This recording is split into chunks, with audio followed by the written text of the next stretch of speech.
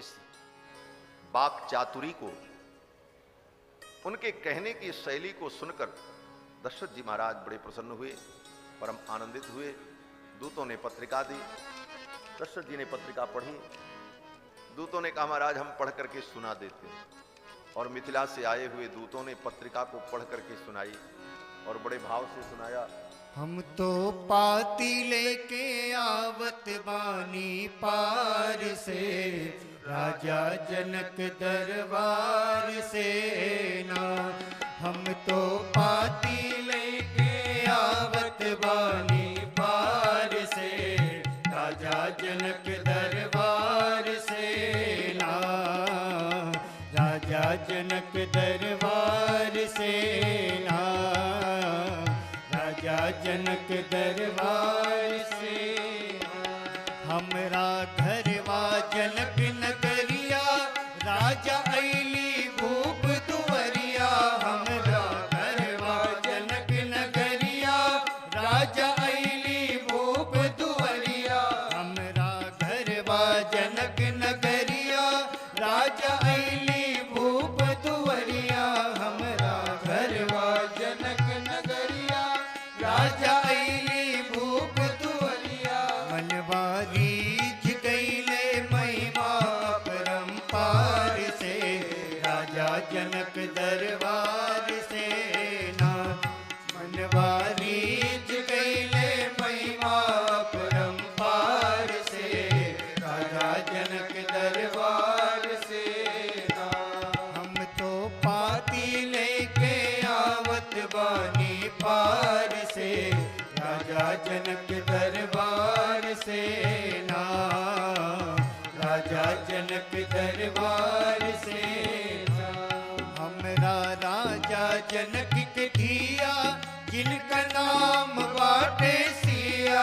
हमरा राजा जनक के धिया, जिनका नाम बाटे सिया। उनकर शादी हुई है कौशल्या कुमार से, राजा जनक दरबार से ना। उनकर शादी हुई है कौशल्या कुमार से, राजा जनक दरबार से ना। हम तो पाती लेके आवत बानी पार से, राजा जनक दरबार से ना। ये के शांति रूप जब जल ले, बाबा जनक धनुष प्रण ठन ले। सिय के शांति रूप जब जल ले, बाबा जनक धनुष प्रण ठन ले। रचना रच ले सिया स्वयंवर के विचार से, राजा जनक दरबार से ना। रचना रच ले सिया स्वयंवर के विचार से, राजा जनक दरबार से ना। हम तो पाती लेके आवत बानी पार से, राजा जनक दरबार से ना। राजा जनक दरबार से ना। जुटले बड़े बड़े भट भूप, धनुहा देख के बैठे चूप। जुटले बड़े बड़े भट भूप, धनुहा देख के बैठे चूप। दिल भर धनुष उठल ना कौनो वीर बरियार से, राजा जनक दरबार से ना। दिल भर धनुष उठल ना कौनो वीर बरियार से, राजा जनक दरबार से ना। हम तो पाती लेके आवत बानी पार से, राजा जनक दरबार से ना।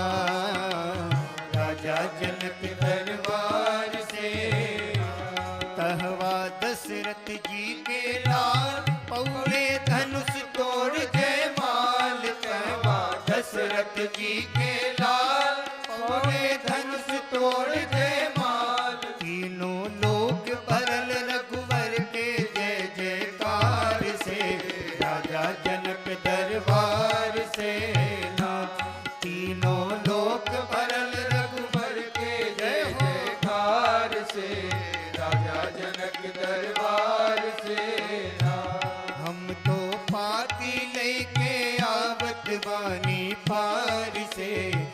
राजा जनक दरबार से ना, राजा जनक दरबार से ना। पाती लिखल बाटे थोड़ा, जल्दी साजी हाथी घोड़ा।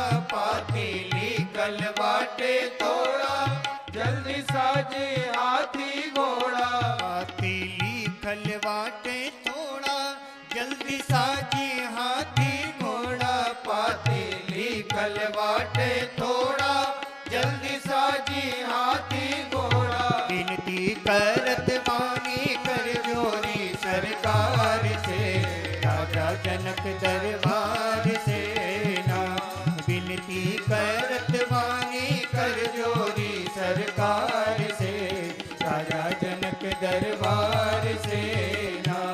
हम तो पाती लेके आवत वाणी पार से, राजा जनक दरबार से ना, राजा जनक दरबार से ना, राजा जनक दरबार से ना, राजा जनक दरबार से ना।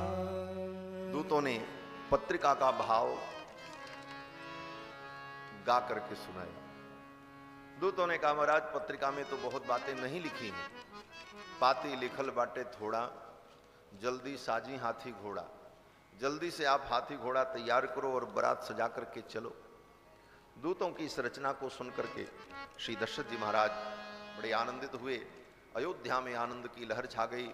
गुरुदेव वशिष्ठ आए और गुरुदेव वशिष्ठ ने मार्गदर्शन किया और सुंदर बारात सज करके तैयार हुई। भरत शत्रुघ्न ने सब मित्र मंडली को तैयार किया और बड़े उत्साह के साथ भगवान श्री रघुनंदन की बारात अयोध्या से मिथिला के लिए चलती है। कितने बाराती थे।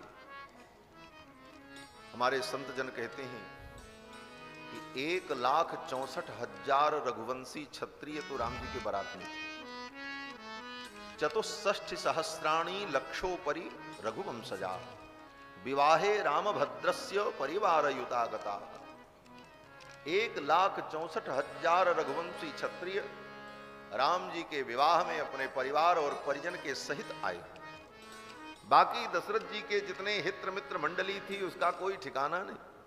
स्वर्ग तक दशरथ जी का मैत्री संबंध, स्वर्ग के देवता भी, देवराज इंद्र भी, सब ऐसी अद्भुत बारात राम जी की सज करके तैयार हुई।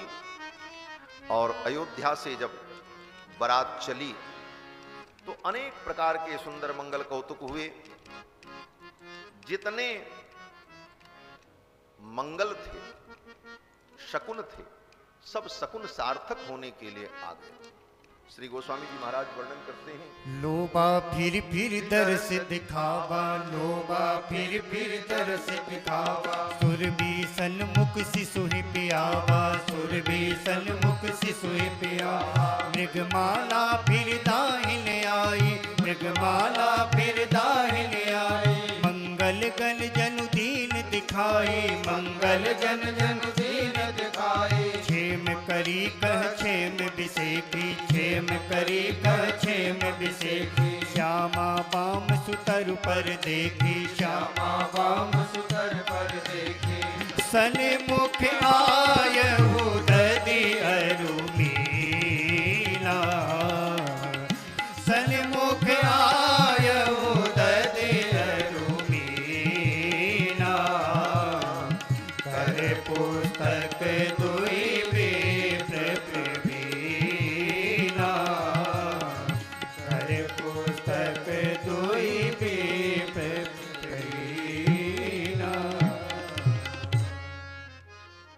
भगवान श्री रघुनंदन के विवाह में सब प्रकार के मंगल कौतुक हुए।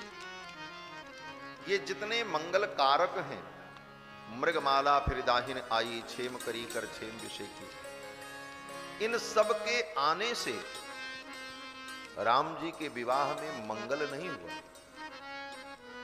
सामान्य प्राणियों के विवाह में, उत्सव में ये शकुन हो तो मंगल होता है, लेकिन राम जी बोले, राम जी तो स्वयं मंगल भवन है, इनका कोई क्या मंगल करेगा। मंगल भवन अमंगलहारी है। पवित्राणाम पवित्रम यो मंगलानाम च मंगलम, दैवतम देवतानाम च भूतानाम यो व्यः पिता। ऐसे प्रभु के विवाह में इन शकुन के द्वारा मंगल होगा, ये बात भक्तों को समझ में नहीं आती। जिनके विवाह से सारे जगत का मंगल होगा, उनके विवाह का मंगल करने के लिए ये शकुन आवे, क्षेम करी आवे, क्या मतलब है? तो गोस्वामी जी कहते हैं कि जन सब सांचे हो हित भये सगुन एक बार। ये मंगल स्वयं सत्य होने के लिए, अपनी सत्यता प्रतिपादित करने के लिए भगवान के विवाह में उपस्थित हुए। क्यों बोले, ये कभी कभी असत्य भी हो जाते हैं, निरर्थक भी हो जाते हैं, क्योंकि संसार में देखा जाता है विवाह में लोग जाते हैं, सब मंगल होता है, मंगल गीत गाया जाता है और सुंदर मंगल का विधान होता है, लेकिन उसके बाद भी जाते जाते रास्ते में बारात में कोई दुर्घटना हो जाती, कभी कुछ हो जाता। मंगल कहां गए? बोले सब मंगल व्यर्थ हो गए, वो झूठे हुए कि नहीं हुए? तो जगत में इन संसार के प्राणियों के विवाह आदि कर्म में उनके प्रारब्ध की प्रतिकूलता के कारण वे मंगल भी निरर्थक हो जाते हैं। इसीलिए वे मंगल सोचने लगे, भगवान के विवाह में चल करके हम सार्थक हो जाएं, हमारी सत्यता तो सिद्ध हो जाए। तो अपनी सत्यता स्थापित करने के लिए जन सब सांचे होन हित भये सगुन एक बार। सभी दिव्य शकुन हुए और भगवान की बारात अयोध्या से मिथिला के लिए चलती है। और बारात जब चलती है राम जी की ना, तो राम जी की बारात में सबसे ज्यादा संख्या किसकी थी? बोले बारात में सबसे ज्यादा संख्या उसी की होती है जो दूल्हे का प्रेमी होता है। दूल्हे से जो प्रेम करता है, जो दूल्हे को अपना मानता है, वही लोग बारात जाते हैं। और दूल्हा राम जी का विवाह है, इसलिए राम जी के जितने प्रेमी संत महात्मा थे वही सब बारात में आए। इसलिए राम जी के बारात में साधु महात्माओं की संख्या बहुत ज्यादा थी। इसीलिए आज राम जी के विवाह में ये सब साधु महात्मा लोग देखो पधार गए हैं, तो राम जी के बारात में आए हुए। वो बारात में क्या है ना, सब दाढ़ी वाले दिखा,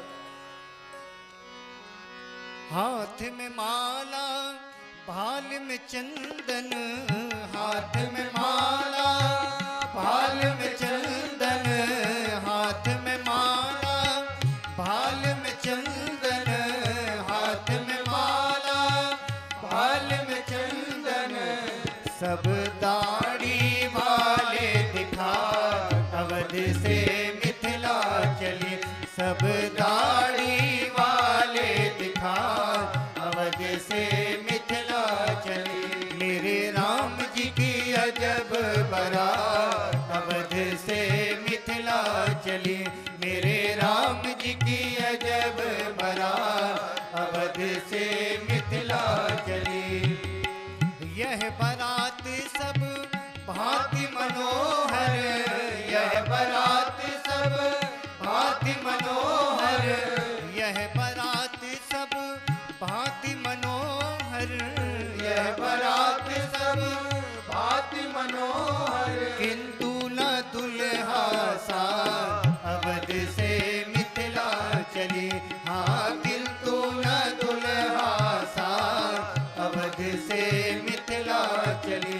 मेरे राम जी की अजब बारात अवध से मिथिला चली, मेरे राम जी की अजब बारात अवध से मिथिला चली। इतने बाराती किंतु किसी को, इतने बाराती किंतु किसी को, इतने बाराती किंतु किसी को, इतने बाराती किंतु किसी को। नहीं विवाह तिथि क्या अवध से मिथिला चली, हाँ नहीं विवाह तिथि क्या अवध से मिथिला चली। मेरे राम जी की अजब बारात अवध से मिथिला चली, मेरे राम जी की अजब बारात अवध से मिथिला चली। मेरे राम जी की अजब बारात अवध से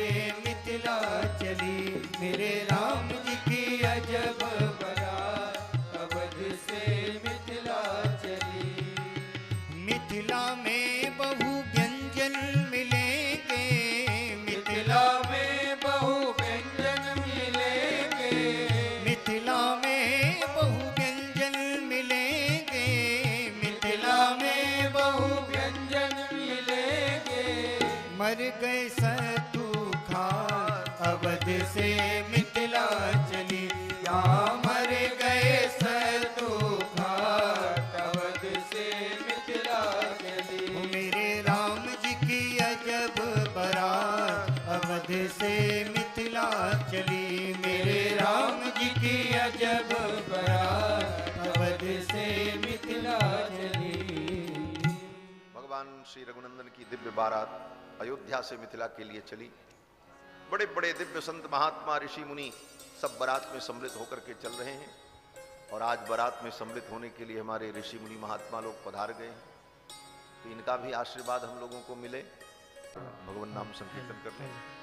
सीताराम सीताराम सीताराम जय सीताराम, सीताराम सीताराम सीताराम जय सीताराम, सीताराम सीताराम सीताराम जय सीताराम, सीताराम सीताराम सीताराम जय सीताराम, सीताराम सीताराम सीताराम जय सीताराम, सीताराम सीताराम सीताराम जय सीताराम, सीताराम सीताराम सीताराम जय सीताराम, सीताराम सीताराम सीताराम जय सीताराम। सीतारामचंद्र भगवान की, श्री हनुमान जी महाराज की, सब संतन की, सब भक्तन की जय जय सीताराम।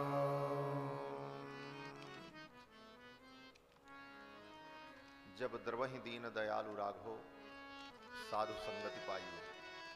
जब भगवान द्रवीभूत होते हैं तभी संतों का दर्शन प्राप्त होता है। जब द्रवहि दीन दयालु राघव, साधु संगति पाइए। जब द्रवहि दीन दयालु राघव, साधु संगति पाइए। जेहि तरस परस समागमादिक, पाप राशि नसाइए। जेहि तरस परस समागमादिक, पाप राशि नसाइए।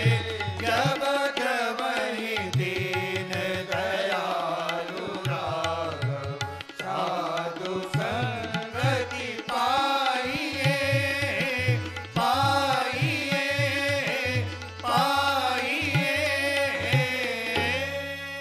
भगवान की जब कृपा होती है तो संतों का दर्श स्पर्श, उनकी वाणी सुनने का अवसर मिलता है। आज के इस सत्र में इन दिव्य विभूतियों का दर्शन हम सभी लोगों को प्राप्त हुआ। ये भगवान की महती कृपा का फल। मैं निवेदन कर रहा था कि अयोध्या से भगवान की बारात मिथिला के लिए चली। रास्ते में विविध प्रकार के कौतुक हुए, अनेक मंगल हुए। पूज्य महाराज श्री ने अपने उद्बोधन में कहा है कि राम जी की बारात बड़ी अद्भुत। क्या इस बारात की विशेषता थी? बोले सबसे बड़ी विशेषता यही थी कि बिना दूल्हे की बारात थी। दुनिया में जितनी बारात होती उस बारात में दूल्हा होता है, लेकिन इस बारात में दूल्हा ही नहीं, बिना दूल्हे की बारात जा रही थी अयोध्या। दूल्हा तो पहले ही ससुराल में पहुंचा हुआ। लोगों ने पूछा महाराज दूल्हा कहाँ है? अब कोई क्या उत्तर दे, समस्या बहुत बड़ी थी।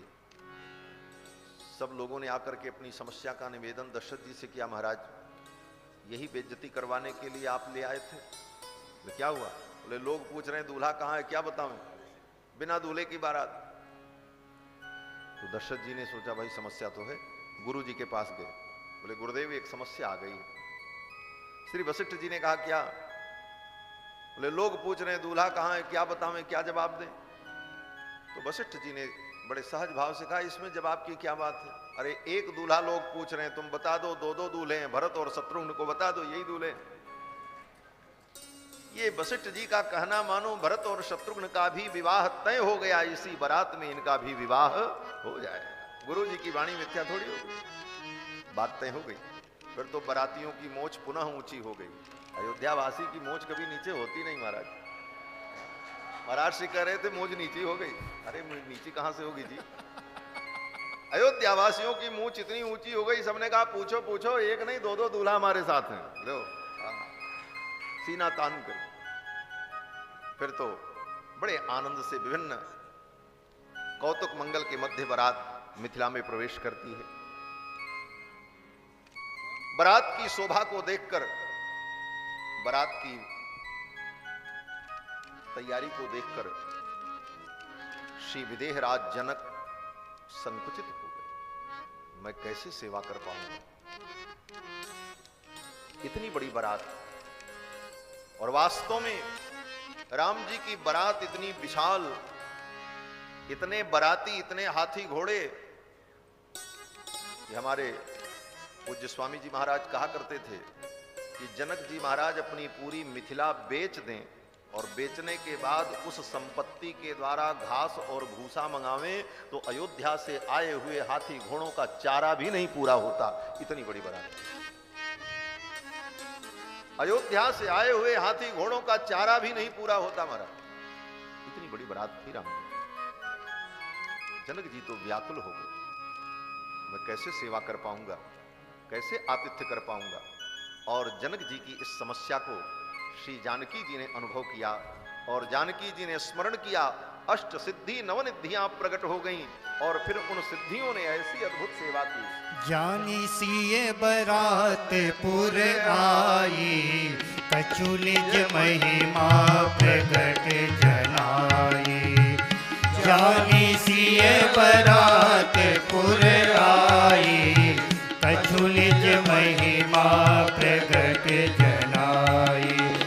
हृदय सुमिरी सब सिद्धि बुलाई, हृदय सुमिरी सब सिद्धि बुलाई।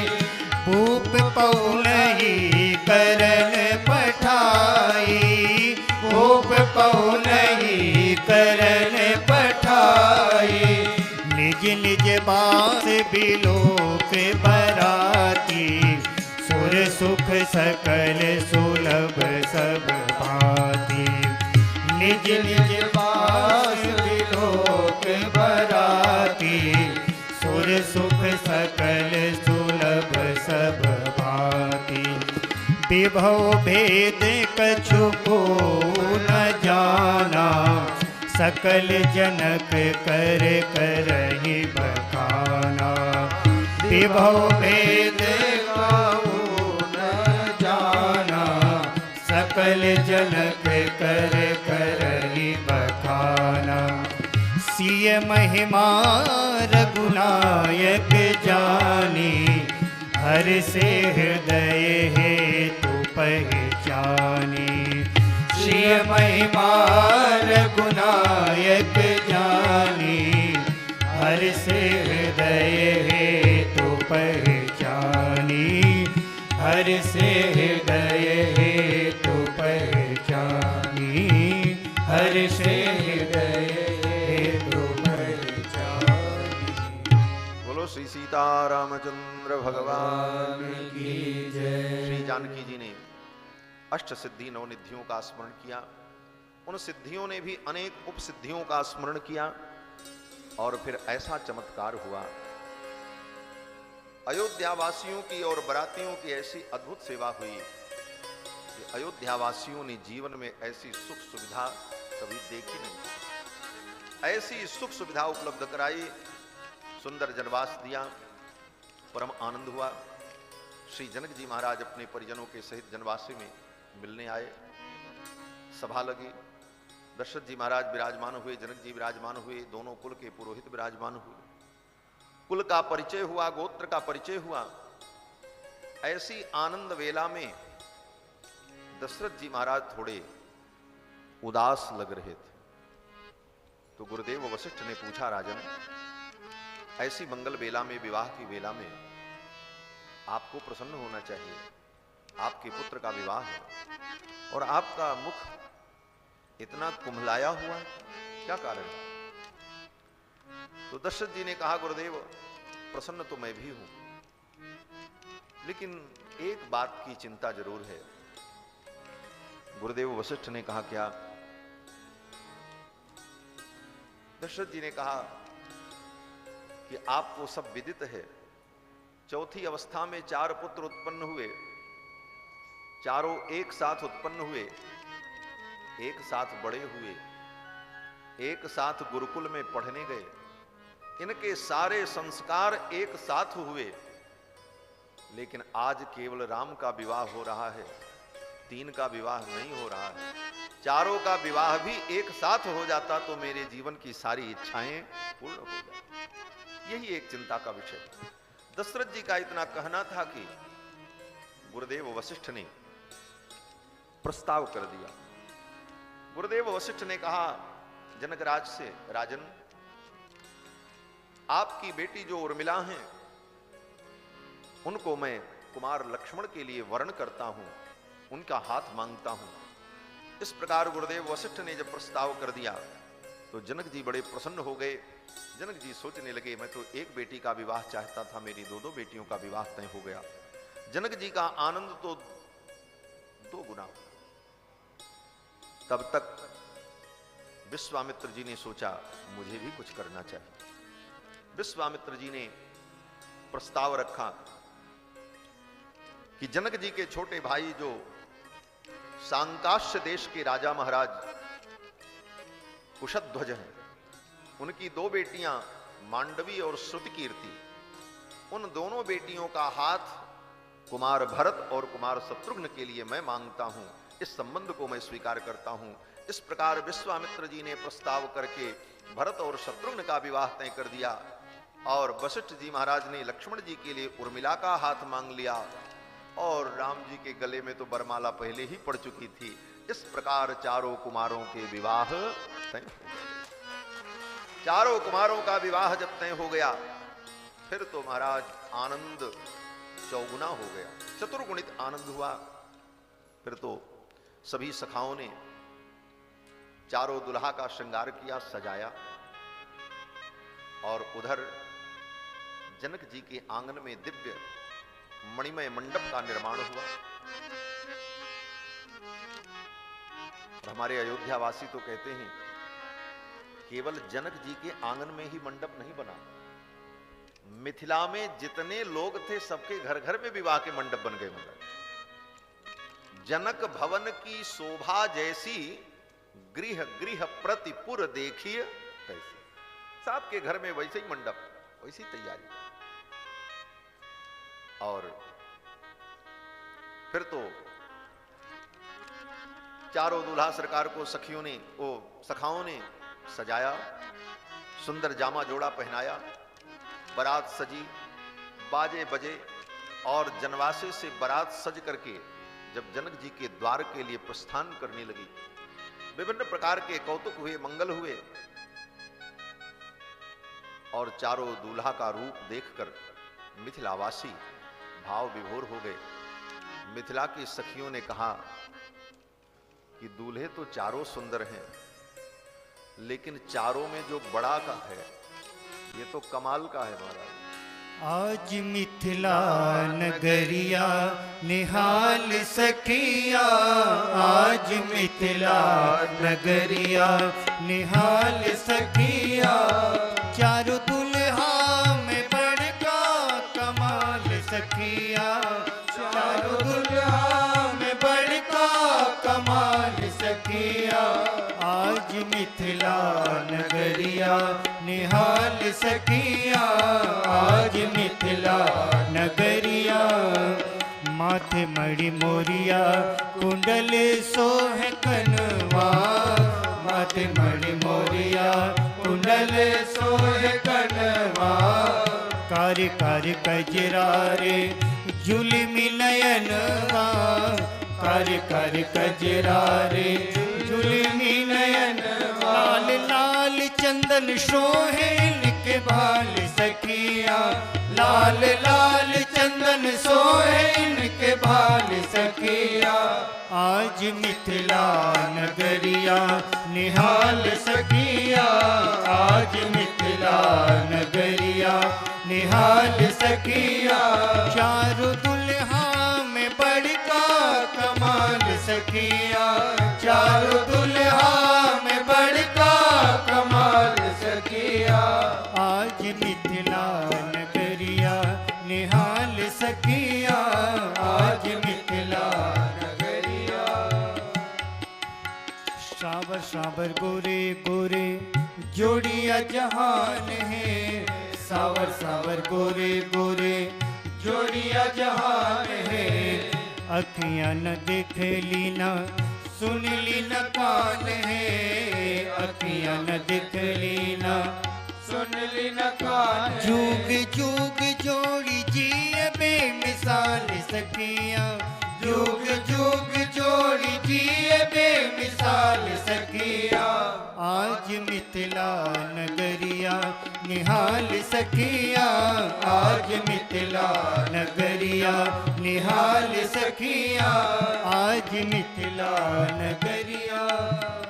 गगन मगन आजू मगन धरतिया, गगन मगन आजू मगन धरतिया। देख देख दुल्हा के सावरी सुरतिया, देख देख दुल्हा के सावरी सुरतिया। देख देख दुल्हा के, देख देख दुल्हा के, देख देख दुल्हा के सावरी सुरतिया। देख देख दुल्हा के सावरी सुरतिया। पाल व्रत नर नारी सब बेहाल सखिया, पाल व्रत नर नारी सब बेहाल सखिया। आज मिथिला नगरिया निहाल सखिया, आज मिथिला नगरिया निहाल सखिया। चारों दुल्हा में बड़का कमाल सखिया, चारों दुल्हा में बड़का कमाल सखिया। आज मिथिला नगरिया निहाल सखिया, आज मिथिला नगरिया निहाल सखिया, आज मिथिला नगरिया। जिनका लागी जोगी मुनि जप तप कैलन। मिथिला की सखियां कहती हैं ये दुल्हा कौन है, ये साधारण दूल्हा नहीं है। जिनके लिए बड़े बड़े जोगी मुनि महात्माओं ने तप किया है, साधन किया है। जिनका लागी जोगी मुनि जप तप कैलन, से ही हमरा मिथिला में पाहुन बन के अइलन। जिनके लिए बड़े बड़े जोगियों ने तप किया है, साधना की है, वे आज हमारी मिथिला में दुल्हा बन करके आए। और इनका हम स्वागत कैसे करेंगे? मिथिला की सखियों ने कहा आज लोढ़ा से सिकाई इनकर गाल सखिया। जिनका लागी जोगी मुनि जप तप कैलन, जिनका लागी जोगी मुनि जप तप कैलन। से हमरा मिथिला में पाहुन बन के अइलन, से हमरा मिथिला में पाहुन बन के अइलन। से हमरा मिथिला में पाहुन बन के अइलन, से हमरा मिथिला में पाहुन बन के अइलन। अब लोड़ा से सिकाई इनका गाल सखिया, अब लोड़ा से सिकाई इनका गाल सखिया। आज मिथिला नगरिया निहाल सखिया, आज मिथिला नगरिया निहाल सखिया। चारों दुल्हा में बड़का कमाल सखिया, चारों दुल्हा में बड़का कमाल सखिया। आज मिथिला नगरिया निहाल सखिया, आज मिथिला नगरिया निहाल सखिया। चारों दुल्हा में बड़का कमाल सखिया, चारों दुल्हा में बड़का कमाल सखिया। आज मिथिला नगरिया निहाल सखिया, आज मिथिला नगरिया, आज मिथिला नगरिया, आज मिथिला नगरिया। मिथिला की सखियों ने दूल्हा सरकार के स्वरूप को देखकर भाव विभोर होकर के गाया, आज मिथिला नगरिया निहाल सखिया, चारों दुल्हा में बड़का कमाल सखी। बारात जब द्वार पर पहुंची तो सखियों ने बारातियों का स्वागत किया। और स्वागत कैसे किया? बोले ससुराल की स्वागत क्या होती? बोले ससुराल का स्वागत क्या है ये तो आपको मालूम ही है। जब तक दो चार व्यंग वचन न सुनाए जाएं, जब तक दो चार खरी खोटी न सुनाई जाए, तब तक स्वागत पूरा नहीं होता। तो मिथिला की सखियों ने दूल्हा सरकार को, बारातियों को दो चार खरी खोटी सुनाई। सखियों ने कहा, सखी द्वारे लगी बरियात, सजन को स्वागत करो। एक सखी ने कहा, क्या स्वागत करें? सखी ने कहा, ये बताओ, दुई दुल्हा क्यों गोरे दीखत, दुई क्यों श्यामल गात। ये दो दूल्हा गोरे हैं, दो सांवले हैं, ऐसा क्यों? हमने तो सुना है कि माँ बाप गोरे हों तो बच्चे भी गोरे होते, माँ बाप काले हों तो बच्चे भी काले होते, और इनके माता पिता तो गोरे हैं, ये दो काले कैसे हो गए? इस प्रश्न का उत्तर सखियों ने कहा।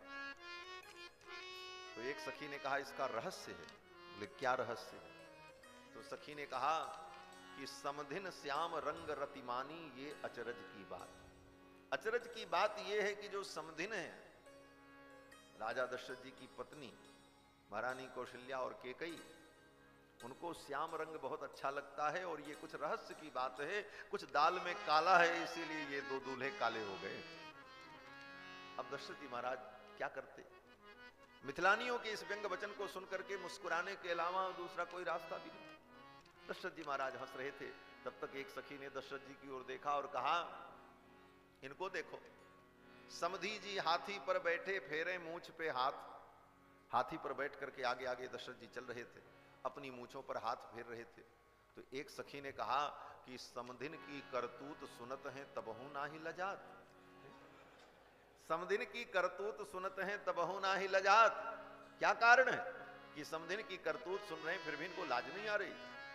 तो एक सखी ने कहा कि जब ये अयोध्या से चले थे तो अपनी लाज शर्म को इन्होंने बेच दिया था। लाज शर्म सब बेच कोच के, लाज शर्म सब बेच कोच के, लाज शर्म सब गिरवी रख के, लाज शर्म सब गिरवी रख के, मगही पान चबा सजन को स्वागत करो। हाँ मगही पान चबा सजन को स्वागत करो। सखी द्वारे लगी बरियात, सजन को स्वागत करो।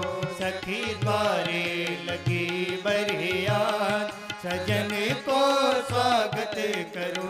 सखी द्वारे लगी बरियात, सजन को स्वागत करो।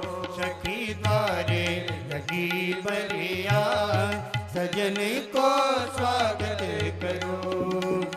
नारायण के व्यंग वचन सुनी, नारायण के व्यंग वचन सुनी, नारायण के व्यंग वचन सुनी, नारायण के व्यंग वचन सुनी।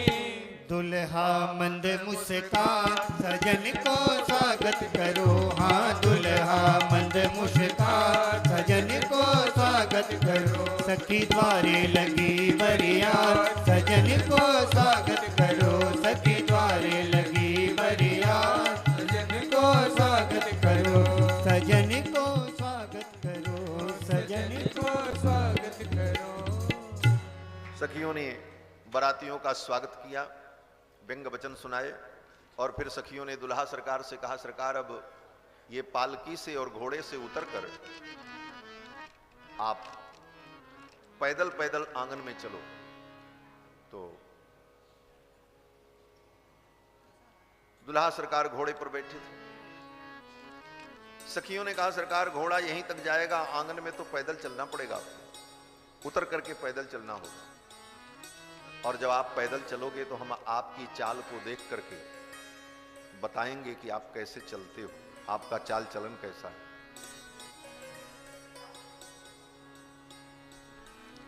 सखी ने कहा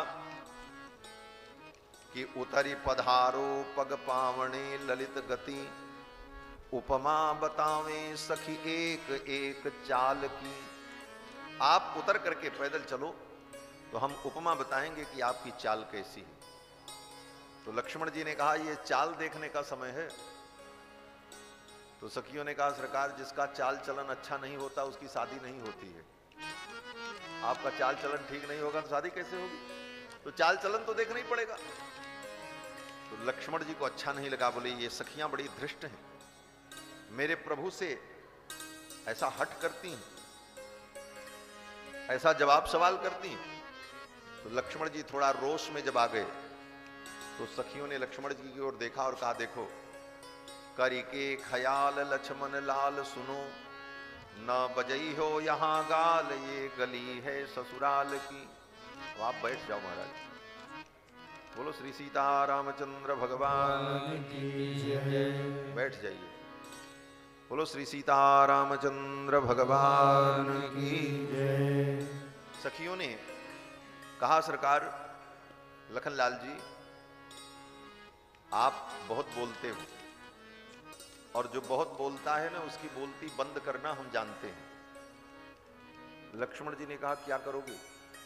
सखी ने कहा करी के ख्याल लक्ष्मण लाल सुनो, ना बजई हो यहां गाल, ये गली है ससुराल की।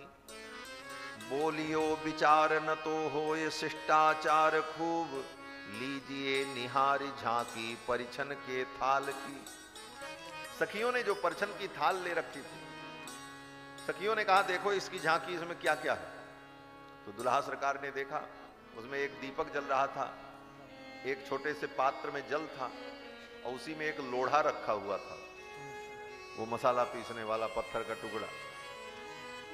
तो लक्ष्मण जी ने सोचा कि ये दीपक तो आरती करने के लिए है, और ये जल का पात्र जो है वो संकल्प उंकल्प करने के लिए, शुद्धिकरण करने के लिए होगा। लेकिन इस लोढ़े का क्या उपयोग है ये लक्ष्मण जी को समझ में नहीं आया। तो सखी ने कहा सरकार हम समझावें। बोले बताओ इसका क्या उपयोग है? तो सखी ने कहा कि ये दूल्हा के लिए है। बोले इससे क्या होता है? तो सखी ने कहा कि जो दूल्हा बहुत बोलता है तो उसकी बोलती को बंद करने के लिए इसका प्रयोग किया जाता है। लक्ष्मण जी सोचने लगे कैसे प्रयोग करती होंगी, कहीं मुंह पे सीधे मार न दे, मुंह ही बंद हो जाए। तो सखियों ने कहा सरकार इसके प्रयोग की विधि है। क्या विधि है? बोले आरती की बाती में छिपाय लोढ़ा ताती कर।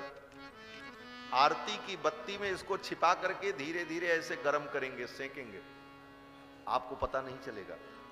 आपको गीत सुनाते रहेंगे और तब तक ये लोढ़ा गर्म हो जाएगा, तैयार हो जाएगा। आरती की बाती में छिपाए लोढ़ा ताती कर, सारी सरहज सब सेकाई करें गाल की।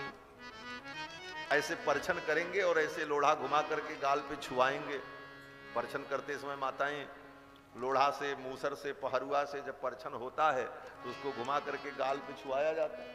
तो सखी ने कहा कि आरती की बाती में छिपाए लोढ़ा ताती कर, सारी और सरहज सब सिकाई करें गाल की। करी के ख्याल लक्ष्मण लाल सुनो, न बजई हो यहाँ गाल, ये गली है ससुराल की। ये ससुराल की गली है, ये अयोध्या की गली नहीं है। हाँ, संभल करके रहना। लक्ष्मण जी महाराज तो चौंक गए, बोले मिथिला की सखियां तो बड़ी तेज हैं। फिर तो चारों दुल्हा सरकार पालकी से उतरे और पैदल पैदल आंगन में चलने लगे। जब पैदल पैदल आंगन में चलने लगे तो एक सखी ने कहा दुल्हा सरकार धीरे धीरे चल रहे हैं, अब कैसे लग रहे हैं जरा बताओ। तो सखी ने बताया। सखी ने कहा कि पग धीरे कैसे दुल्हा धरत है सखी, चले धीरे जैसे कोल्हू के बरद है सखी। जैसे कोल्हू का बैल धीरे धीरे चलता है उसी प्रकार ये धीरे धीरे चल रहे हैं। एक सखी ने कहा कोल्हू का बैल इनको क्यों बता दिया? कोल्हू का बैल तो वही है जो सरसों की घानी पेरता है, बरद वही जो पेरे। बरद वही जो सरसों धानी है सखी, पेड़ बरद वही जो दानी है सखी।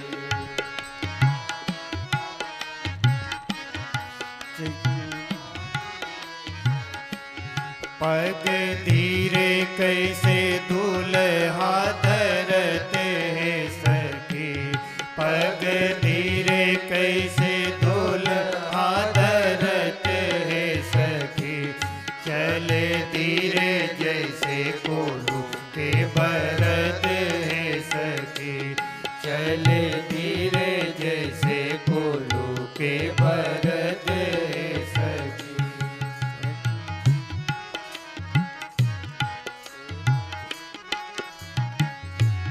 तेरे कोल्हू में बरद सरसों धानी है सखी, तेरे कोल्हू के बरद सरसों घानी है सखी। ये 84 लाख योनि के विधानी है सखी, ये 84 लाख योनि के विधानी है सखी।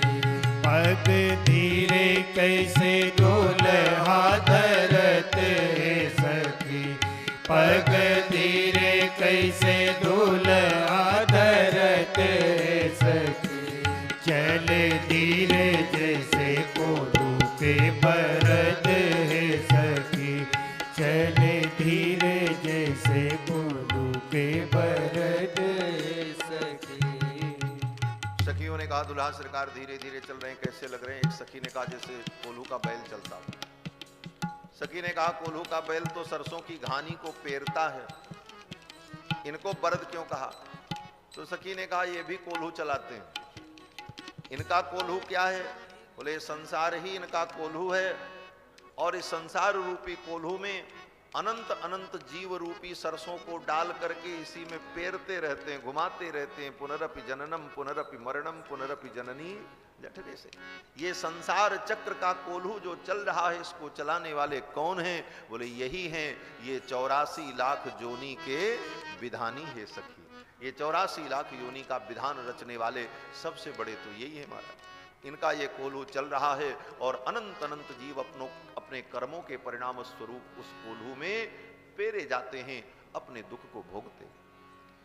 इस ललित लीला में, विवाह लीला में, इस मनो विनोद में भी मिथिला की सखियों का कितना बड़ा उपदेश है, ज्ञान की कितनी उच्च कोटि की बातें। इस प्रकार मनो विनोद करते हुए सखियां दुल्हा सरकार को लेकर के मंडप तक पहुंचती हैं।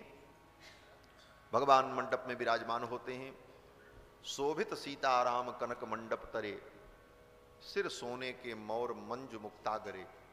सुंदर स्वर्ण की मौर चारों दुल्हा के मस्तक पर धारण कराई गई।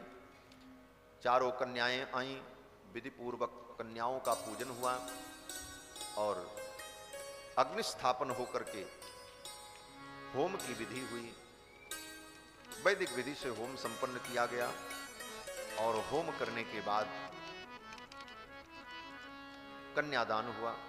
वो कन्यादान के बाद अग्नि स्थापन होमादि कर्म सप्तपदी।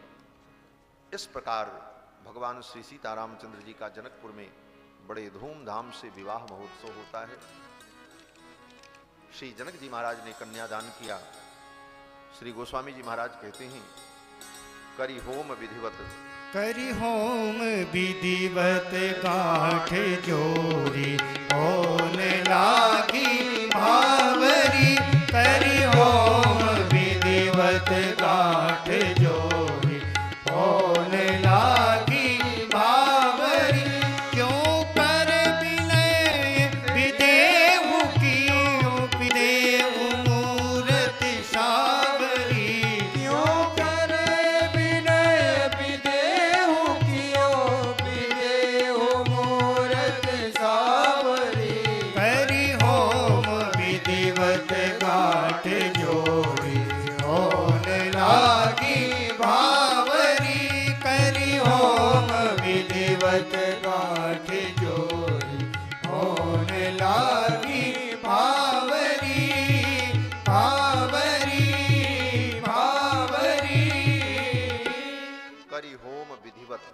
विधि पूर्वक होम संपन्न करके गांठ जोरी होन लागी भांवरी। दूल्हा और दुल्हन के आंचल को एक में बांधा गया, सखियों ने गांठ लगाई। ये गठबंधन की गांठ भी बड़ी विचित्र होती।